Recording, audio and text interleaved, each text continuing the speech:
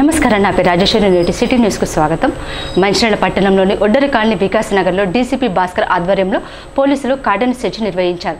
Police సిబ్బంది అధికారులు ప్రజల ఇళ్లలో సోదాలు చేసి సరైన పత్రాలు లేని 30 ద్విచక్ర వాహనాలు, బెల్ట్ షాపుల్లో 10,000 విలువ గల మద్యాన్ని స్వాధీనం చేసుకున్నారు. నేరాలను అరికట్టడానికి కార్డన్ సెర్చ్ నిర్వహిస్తున్నట్లు డీసీపీ తెలిపారు.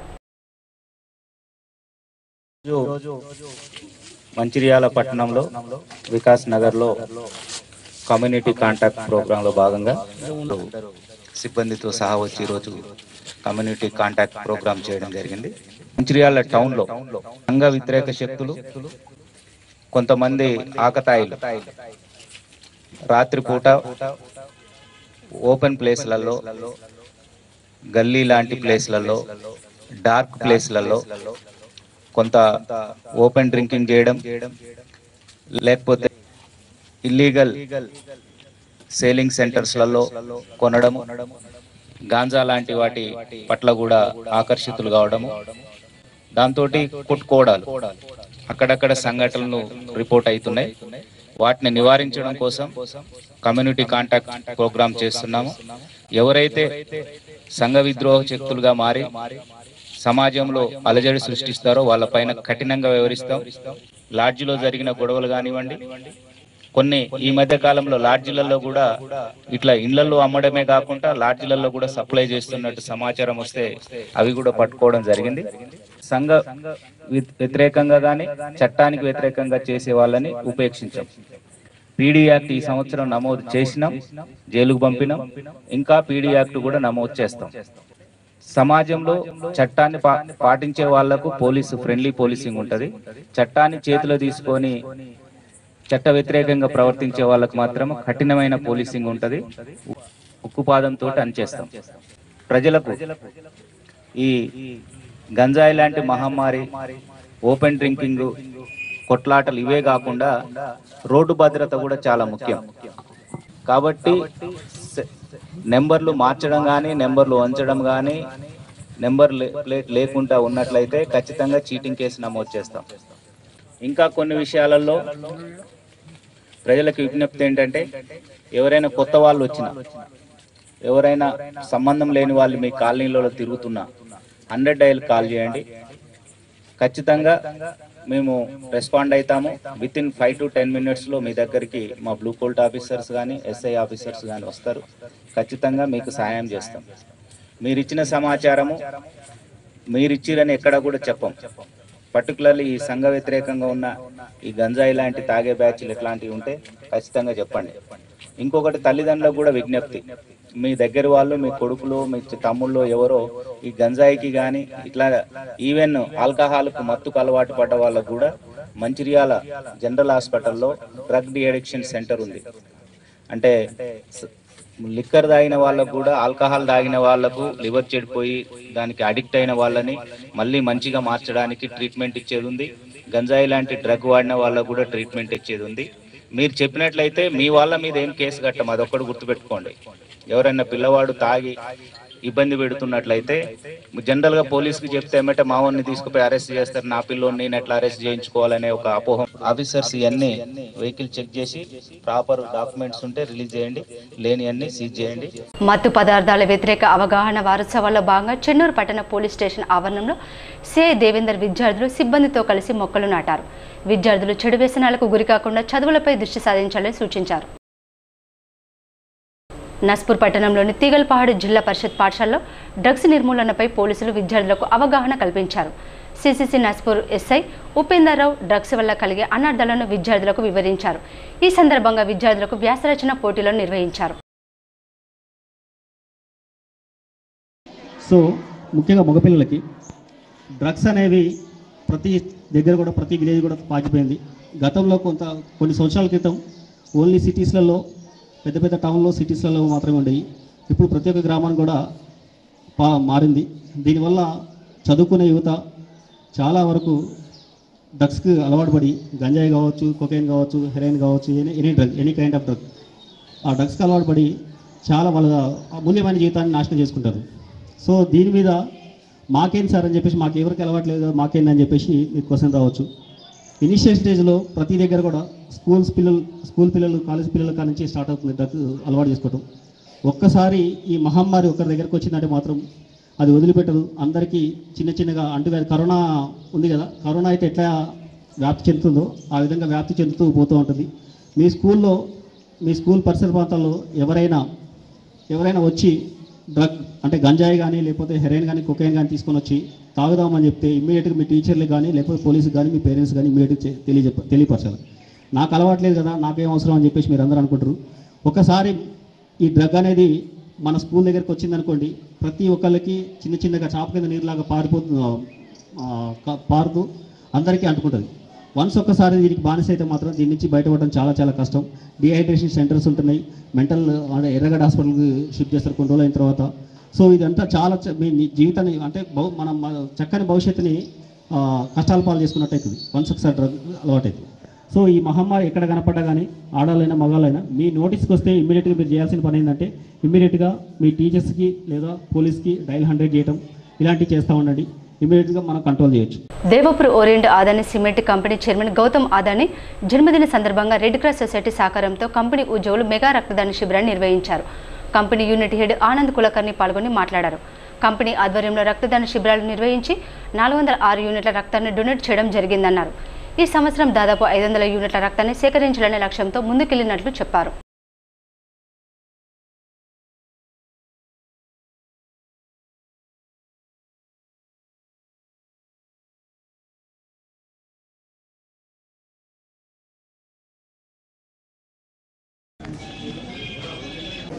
नमस्कार।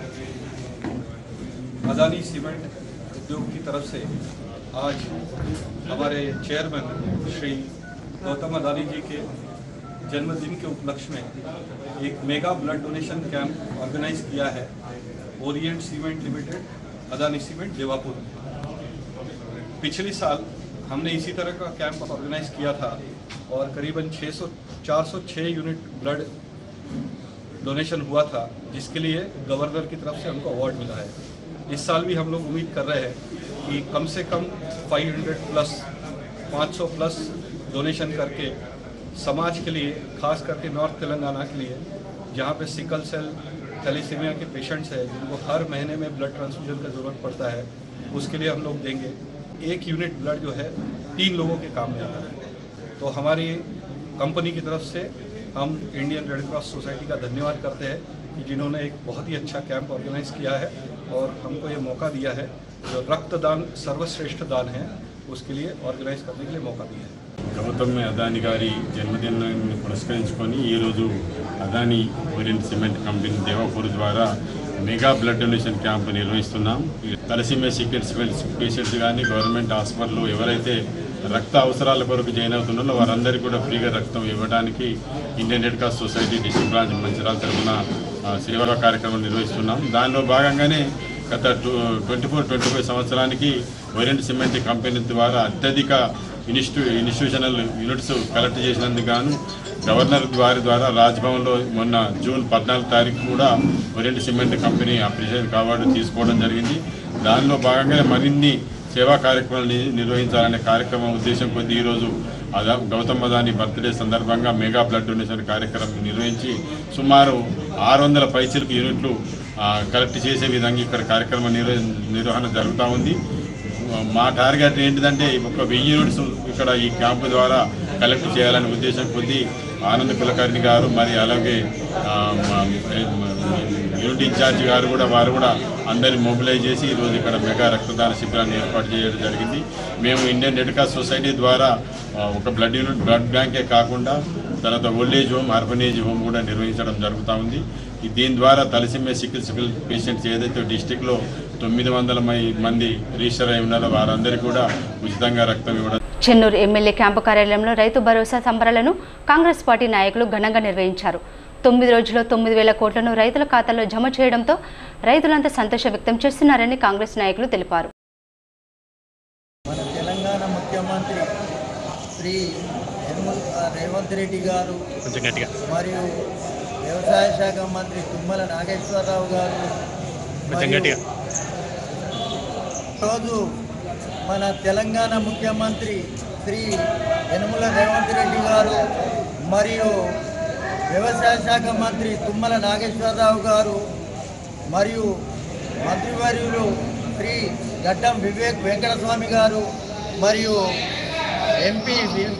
ఎంపీ వంశీకృష్ణ గారి ఆధ్వర్యంలో చెన్నూరు పట్టణం లోపల రైతు భరోసా రైతులకు వానాకాలం సీజన్ వచ్చిందనగానే రైతులకు రైతు భరోసా క్రింద దాదాపు 15 ఎకరాల దాకా కూడా రైతు భరోసా వచ్చింది. అందుకోసము రైతులందరూ ఎంతో ఆనందంతో పేద రైతులు వారికి ఆనకాలం సీజన్ గురించి పెట్టుబడి సాయం కింద రైతులకు రైతు బంధు వచ్చినందువల్ల రైతులు ఎంతో సంతోషంగా మరియు పాలాభిషేకం చేసిన చెన్నూరు టౌన్ లోపల పేద రైతులు తెలంగాణ రాష్ట్ర ప్రభుత్వం రేవంత్ రెడ్డి సర్కారు ఏదైతే మరి రైతులకు రైతు భరోసా కింద 9,000 కోట్లు మంజూరు చేయడానికి మరి దోహదపడిందో రైతులందరూ కూడా ఎంతో సంతోషం వ్యక్తం చేయడం జరుగుతున్నది.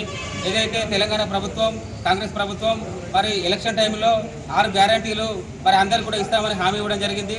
దాంట్లో భాగంగా మరి ఉచిత కరెంటే కావచ్చు, మరి మహిళలకు ఉచిత రవాణా వ్యవస్థ కావచ్చు, మరి బోనస్ కింద 500 వడ్లకు అదే కావచ్చు, ఇతర మరి ఇందిరా మిల్లే కావచ్చు, మరి 10 సంవత్సరాల కొద్దీ మరి టీఆర్ఎస్ ప్రభుత్వంలో ఎక్కడ కూడా మరి రేషన్ కార్డులు వచ్చిన దాఖలాలు లేవు. మరి కాంగ్రెస్ ప్రభుత్వంలో 10 సంవత్సరాల కొద్దీ నిరీక్షణ కోసం తెరలేపి అందరూ కూడా ఎన్నో వేల సంఖ్యలలో రేషన్ కార్డు ఇవ్వడం జరిగింది. ఎప్పుడు కానీ కాంగ్రెస్ ప్రభుత్వం మరి పేద బడుగు బలహీన వర్గాల మరి కోసమే నిలబడ్డది కానీ ఎప్పుడు కూడా ఆపేక్ష కింద పోయిన దాఖలాలు లేవు. ఇప్పుడు ఈ రోజున మరి రైతుల కోసం పెట్టుబడి ఇప్పుడు వర్షాలు పడుతున్నాయి. ఇప్పుడు 9,000 ఎకరాల వరకు 9,000 కోట్ల వరకు రైతు భరోసా ఇచ్చినందుకు రైతులందరూ కూడా ఎంతో సంతోషం వ్యక్తం చేయడం జరుగుతున్నది. దీంట్లో భాగంగా చెన్నూరు కాంగ్రెస్ పార్టీ నాయకులు కార్యకర్తలు అందరూ కూడా అధిక సంఖ్యలో పాల్గొని మరి వివేక్ వెంకటస్వామి గారికి మంత్రివర్యులకు మరి రేవంత్ రెడ్డి గారికి వంశకృష్ణ గారికి పాలాభిషేకం చేయడం జరిగింది. నిరుపేదలకు ఎల్లప్పుడూ అండగా ఉంటూ తమ వంతు సహాయ సహకారాలు అందిస్తామని గోదావరిఖనికి చెందిన మీసాల సతీష్ కుమార్ తెలిపారు.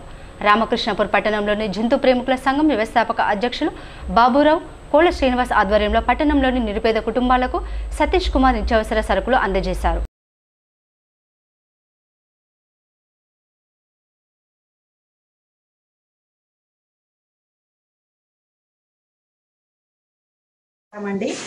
ఈ కార్యక్రమము అందరు పెద్దలకు నమస్కారము.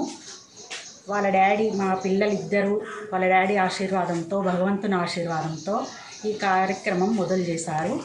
వ్యవస్థాపక అధ్యక్షులు బాబురావు గారు మరియు నేను సోనుబాయ్ గోదావరిఖని నుంచి ఇక్కడికి వచ్చి ఒక 5 నిరుపేదలకు సహాయం చేస్తున్నందుకు వారి కుటుంబానికి జంతు ప్రేమికుల సంఘం అధ్యక్షుడు బాబురావు గారు నేను వారికి హృదయపూర్వక ధన్యవాదాలు తెలియజేస్తూ వారు మాకు ఈ అవకాశాన్ని ఇచ్చినందుకు ధన్యవాదాలు. మరియు వారు ప్రతి నెల ఒక 4 నెలల క్రితం స్టార్ట్ చేసి ప్రతి నెల కనీసం ఒక 4 5 ఇట్లా ఇస్తూ ప్రతి నెల ఇస్తానని మాట ఇచ్చినందుకు వారి కుటుంబానికి మరియు వారి మిత్రులకి రామకృష్ణపూర్ జంతు ప్రేమికుల సంఘం తరఫున దాన్ని ఇట్లా ప్రతి నెల ఈ ప్రోగ్రాం కంపల్సరీ చేస్తాము. ఇక్కడే కాదు ఎక్కడైనా కూడా మేము చేయడానికి సిద్ధము. కాకపోతే మనకేంటంటే బాబురావు అన్న లాంటి వాళ్ళు ఇట్లా ముందుండి ఇప్పుడు పేదవాళ్ళను చూడడము 1 మంత్ నుంచి ఇట్లా వాళ్ళను కరెక్ట్గా అంటే మనం ఇచ్చేది కూడా కరెక్ట్ అయి ఉండాలి కదా అని నా అభిప్రాయం పేదవాళ్ళకు. అందుకు నేను కూడా బాబురావుకు చాలా కృతజ్ఞత ఉంది. అంతే, థ్యాంక్ యూ. ధన్యవాదాలు చెప్పాలి. ఎందుకంటే ఈ ముసలి వాళ్ళకి తోడంటూ అమ్మ నాన్నలక్క వాళ్ళు తోడుంటూ ఉంటుందంటే వారికి ఆ దేవుడు ఎప్పుడూ ఎల్లవేళ ఉండాలని భగవంతుని కోరుకుంటున్నాను. అదేవిధంగా ఇంకా ఇలాంటి కార్యక్రమాలు ఏమన్నా ఉన్నా కూడా మీరు మరి ముందుకు వచ్చి మళ్ళీ ఇసుండను కూడా మన పేదవారికి అండగా నిలవాలని మన మిత్రులకి వాళ్ళ తల్లికి ఫస్ట్ తల్లిదండ్రులకు నేను శతకోటి పాదాభివందనాలు. ఎందుకంటే ఇంతమంది రామకృష్ణపూర్ ప్రజలకు ఇప్పటిదాకా ఒక 25 మందికి నిరుపేదలకు ఇవ్వడం అనేది గోదావరి నుంచి ఇక్కడ ఎన్నుకొని ఈ ప్రజలకు ఇవ్వడం అనేది చాలా గొప్ప విషయము. ఫస్ట్ ఏంటంటే వాళ్ళ కడుపులో పుట్టినందుకు వాళ్ళ తల్లిదండ్రులకు రాబోయే రోజుల్లో అనేక సవాళ్లను ఎదుర్కోబోతున్నామని ముఖ్యమంత్రి రేవంత్ రెడ్డి తెలిపారు. డిలిమిటేషన్, మహిళా రిజర్వేషన్, జమిలీ ఎన్నికల వంటి అనేక అంశాలు రాబోతున్నాయని అన్నారు. పీసీసీ రాజకీయ వ్యవహారాల కమిటీ సమావేశంలో సీఎం ఈ వ్యాఖ్యలు చేశారు. జూబ్లీహిల్స్ ఉప ఎన్నిక కోసం పార్టీ శ్రేణులు సిద్ధంగా ఉండాలని సూచించారు. ఇవాళ రాబోయే స్థానిక సంస్థలలో నాయకుల ఎన్నికలు అయిపోయిన ఎమ్మెల్యేలు, ఎమ్మెల్సీలు, ఇప్పుడు కార్యకర్తల ఎన్నికలు రాబోతున్నాయి. కార్యకర్తల ఎన్నికల్లో ఎవరైతే కష్టపడతారో, కార్యకర్తలను కష్టపడి ఎవరైతే గెలిపించుకుంటారో వాళ్ళు తిరిగి నాయకులుగా రాష్ట్ర స్థాయికి ఎదుగుతారు. అందుకే ఈరోజు పార్టీ నిర్మాణంలో భాగస్వాములు కావాలి. స్థానిక సంస్థల ఎన్నికల్లో పార్టీ కార్యకర్తలను గెలిపించుకోవాలి.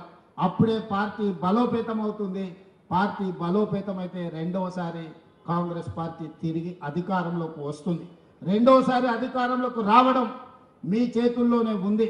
ఇవాళ ఈ వేదిక మీద నుంచి నేను ఒక్క మాట చెప్పదలుచుకున్న మిత్రులందరికీ, 94 నుంచి 2004 వరకు 2 సార్లు తెలుగుదేశం పార్టీ ఆనాడు అధికారంలో ఉన్నది.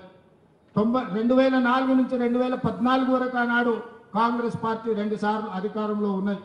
2014 నుంచి 2023 వరకు టీఆర్ఎస్ 2 సార్లు అధికారంలో ఉన్నది. 2023 నుంచి 2033 వరకు 10 సంవత్సరాలు కాంగ్రెస్ పార్టీ తప్పకుండా అధికారంలో ఉంటుంది. ఈరోజు ఎవరెవరైతే పార్టీ కోసం పనిచేస్తారో ఈ 10 సంవత్సరాలలో మిమ్మల్ని కాపాడుకున్న బాధ్యత పార్టీ తీసుకుంటుంది. మీనాక్షి నటరాజన్ గారు తీసుకుంటారు. కేతనపల్లి మున్సిపాలిటీలోని విజయ గణపతి దేవాలయంలో నూతనంగా ఏర్పాటు చేయనున్న ధ్వజస్తంభన ప్రతిష్టాపనకు భక్తులు సహకరించాలని ఆలయ నిర్వాహకులు కోరారు. పట్టణంలోని ప్రధాన వాణిజ్య సముదాయాలు పురవీధిలో గురుస్వామి కృష్ణమూర్తి, పూజారి రామకృష్ణ ఆధ్వర్యంలో ర్యాలీ నిర్వహించారు. అయ్యగారులందరూ కూడా ఈ కార్యక్రమాన్ని సంకల్పించినారు. కావున ఈ మహాసంకల్పానికి అందరూ కూడా తమ వంతు సహాయం చేస్తూ అన్ని రకాల ఈ కమిటీ వారికి తోడ్పడతారని, ఆ స్వామి యొక్క కృపకు పాత్రలు కావుతారని మరీ మరీ మీ అందరినీ కోరుతున్నాము. స్వామి శరణమయ్యప్ప. జై శ్రీరామ్. రామకృష్ణాపురం పట్టణ భక్తులందరూ కూడా విశేషంగా ఈ యొక్క కార్యక్రమంలో పాల్గొని ఈ కార్యక్రమాన్ని విజయవంతం చేసి గణపతి యొక్క అనుగ్రహాన్ని పొందవలసిందిగా మీ అందరికీ మరీ మరీ విజ్ఞప్తి చేస్తున్నాం. జై గణేష్, జై జై గణేష్. విద్యార్థులు చదువులతో పాటు క్రీడల్లో రాణిస్తే చక్కటి భవిష్యత్తు ఉంటుందని రంగారెడ్డి జిల్లా షేర్లింగంపల్లి కార్పొరేటర్ రాగం నాగేందర్ యాదవ్ తెలిపారు. షేర్లింగంపల్లి జిల్లా పరిషత్ ఉన్నత పాఠశాల విద్యార్థులకు ₹1,00,000 విలువ గల క్రీడా సామాగ్రిని ఆయన అందజేశారు. విద్యార్థులు క్రమశిక్షణతో విద్యను అభ్యసించి ఉన్నత స్థానానికి చేరుకోవాలని ఆయన ఆకాంక్షించారు. ఇంతమందిని మనము ఒక కంటుతో చూసి కాపలు కాయడం కష్టం. అందుకే మనకు 35 మంది టీచర్స్ ఉన్నారు. అయినా ఇక్కడ ఉన్నటువంటి మరి సార్ ఈ పాఠశాలలోనే చదువుకొని ఈరోజు ఈ షేర్లింగంపల్లికి కార్పొరేటర్ అంటే చిన్న ఒక మామూలుగా కాన్ఫిడెన్స్ ఒక ఎమ్మెల్యే లాగా మరి అంత స్థాయికి ఎదిగారు సార్. మరి తను పాఠశాల చదువుకున్నటువంటి పాఠశాలకు సహాయం చేయాలి, తన పాఠశాలలో ఉన్నటువంటి విద్యార్థులందరూ ఎదగాలనే ఆకాంక్షతో మరి మీ అందరికీ అంటే ఈరోజు పాఠశాల ఆట వస్తువులతో పాటు ఇంకా కూడా ఇతరత్ర చేయడానికి సార్ ముందుకు వస్తున్నారు. వారికి అభినందనలు, ధన్యవాదాలు. అట్లానే ఈ వస్తువుల్ని కానీ ఇక్కడ ఉన్నటువంటి పరిసరాల్ని మౌలిక వసతుల్ని అభివృద్ధి పరచడంలో ఇంకా కూడా సాయం చేయాల్సిన అవసరం ఉంది. మరి దానిలో భాగంగా మా ఉపాధ్యాయులు కూడా మీరు పెట్టుకున్నటువంటి నమ్మకాన్ని వమ్ము చేయకుండా ఖచ్చితంగా ఇక్కడ మనకు ప్రతి తరగతికి ఆ తరగతి సామర్థ్యాలు రాబట్టాలి అనే ఉద్దేశం చేత ప్రభుత్వం మన అందరికీ మాకు ట్రైనింగ్స్ ఇచ్చారు సార్.